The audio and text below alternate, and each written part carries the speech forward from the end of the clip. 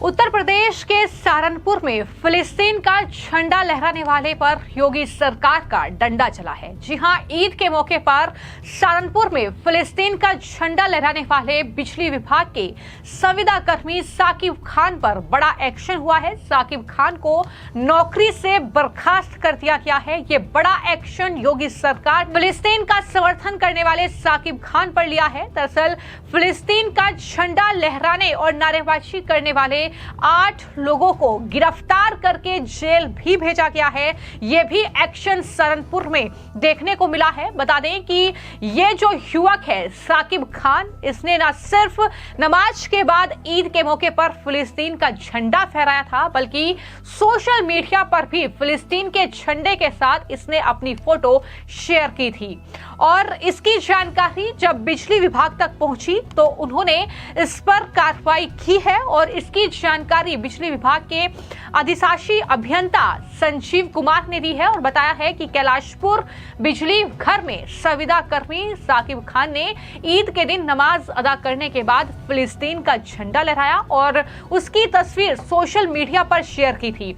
साकिब कैलाशपुर में फीडर के पद पर जो है कार्य कर रहा था। अधिकारी ने यह भी बताया कि विभाग की जानकारी में जब यह मामला आया तो इसे देश विरोधी गतिविधि माना गया, जिसके बाद तत्काल कार्रवाई करते हुए संबंधित जो कंपनी है उसको लेटर लिखकर साकिब को सेवा से हटाने के निर्देश दे दिए गए। तो यह बड़ी जानकारी बिजली विभाग के अधिकारियों की तरफ से दी गई है। योगी सरकार में लगातार हम ये एक्शन देख रहे हैं कि जो भी देश विरोधी ताकतें हैं, जो भी देश विरोधी तत्व हैं या फिर जिस तरीके से माफिया हैं, जो अपराधी हैं, उन पर लगातार शिकंजा कसता दिखाई दिया है। और एक बार फिर से ये बड़ा संदेश इस एक्शन के साथ दे दिया गया है कि कोई भी जो इस तरीके से देश विरोधी तत्व होगा उसे बख्शा नहीं जाएगा। और उन्होंने ये भी जानकारी दी कि सहारनपुर में फिलिस्तीन का झंडा लहराने और नारेबाजी करने वाले 8 लोगों को गिरफ्तार करके जेल भी भेज दिया गया है, जबकि अन्य की जो वायरल वीडियो हैं उसके आधार पर पहचान कराई जा रही है ताकि उनके खिलाफ भी कानूनी कार्रवाई की जा सके।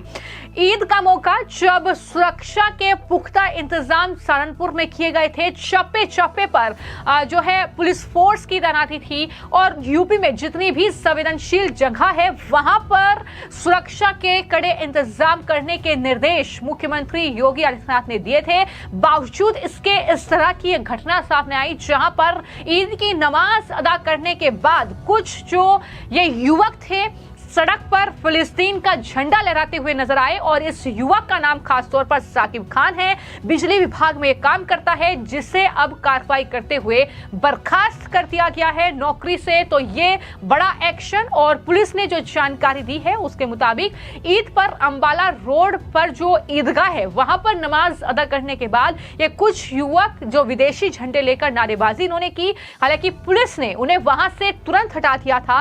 पुलिस ने यह भी जानकारी दी थी कि सीसीटीवी फुटेज के जरिए वीडियो में दिख रहे लोगों की पहचान करके जांच के बाद कार्रवाई शुरू की जाएगी। जो पुलिस ने जानकारी दी है, बताया है कि कुल 70 लोग हैं जिन पर मुकदमा दर्ज किया गया है, जिनमें से 8 लोगों को गिरफ्तार करके जेल भेज दिया गया है और बाकी जो लोग हैं जो वीडियो में नजर आ रहे हैं उनकी पहचान भी की जा रही है। तो ये बड़ा एक्शन जो कि बिजली विभाग के कर्मचारी साकिब खान पर हुआ है और गागल हेडी इलाके में एक गांव का ये रहने वाला है जिसने इस तरीके से ये फिलिस्तीन का झंडा वहां पर फहराया है। और इस बीच जो सोशल मीडिया पर लगातार ये वीडियो वायरल हुई, फोटो पोस्ट किए गए, जो हमने भी आपको जानकारी दी थी कि किस तरीके से उत्तर प्रदेश में सीएम योगी के सख्त एक्शन के बावजूद, किस तरीके से सुरक्षा कर्मियों की मुस्तैदी के बावजूद इस तरीके का ये जो कहीं ना कहीं हरकत है इसको अंजाम दिया गया। और पहले ही ये निर्देश दिए गए थे कि कोई भी उपद्रवी है, कोई भी अगर इस तरीके से हिंसा करता है, अगर माहौल खराब करने की कोशिश करता है तो उस पर सख्त से सख्त कार्रवाई होनी चाहिए। और उसके बाद ये एक्शन देखने को मिला है। हालांकि जैसे ही ये फोटो वायरल हुई थी कि फिलिस्तीन का वो झंडा फहरा रहे हैं, उसके बाद बिजली विभाग में हड़कंप मच गया और विभाग के अधिकारियों ने ही इसकी जांच बैठा दी।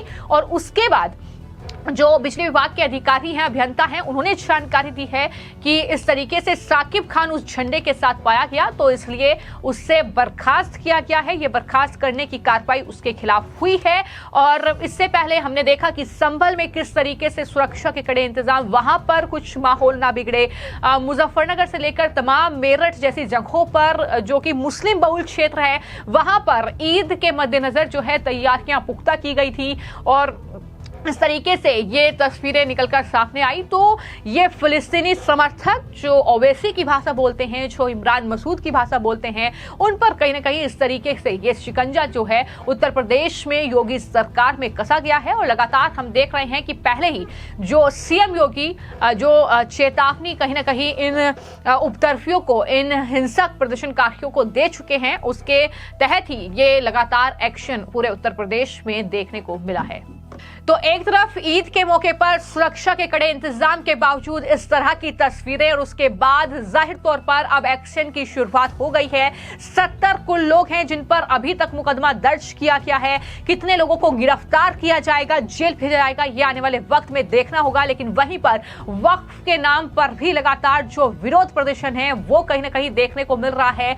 सुप्रीम कोर्ट का दरवाजा राजनीतिक दलों के नेताओं के जरिए खटखटाया जा रहा है। लेकिन देखने वाली बात ये होगी कि किस तरीके से सीएम योगी उत्तर प्रदेश में कानून व्यवस्था को बनाए रखने में कामयाब होते हैं, किस तरीके से जो है उत्तर प्रदेश की सौहार्दपूर्ण स्थिति बनी रहे, उसको लेकर सरकार जो है वो कदम उठाती है, ये कहीं ना कहीं देखना होगा। फिलहाल आपकी इस पूरे मामले को लेकर क्या राय है, हमें कमेंट बॉक्स में जरूर लिखिए। धन्यवाद। देखिए, देश के अंदर जो कुछ चल रहा है वो देश के लिए बेहतर नहीं है। जब प्रधानमंत्री जी कहते हैं एक देश एक कानून, तो सबके लिए बराबर होना चाहिए ना कानून। सहारनपुर में फिलिस्तीन के झंडे लहराएंगे तो पुलिस घुस घुस करके उठा करके जेल में भेज देगी, और आप मस्जिद पर खड़े होकर के या मजार पर खड़े होकर के इस तरह से झंडे लहराएंगे। बहुत चीजें खुद सरकार को सोचनी चाहिए। सरकार का इकबाल न्याय से होता है। अगर न्याय नहीं मिलता है तो फिर आक्रोश पैदा होता है। आप लोग की तरफ से कुछ मांगे इस मामले में? सरकार को कार्रवाई, कौन लोग हैं ये लोग जो इस तरह उकसावा करा करके लड़ाना चाहते हैं? देश के अंदर लड़ाई से क्या हासिल होगा? अमन ही खराब होगा ना। अमन खराब होगा तो निवेश नहीं आएगा।